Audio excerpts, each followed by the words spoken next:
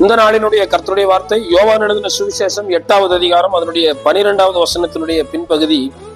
நான் உலகத்திற்கு ஒளியாய் இருக்கிறேன், என்னை பின்பற்றுகிறவன் இருளிலே நடவாமல் ஜீவ ஒளியை அடைந்திருப்பான்.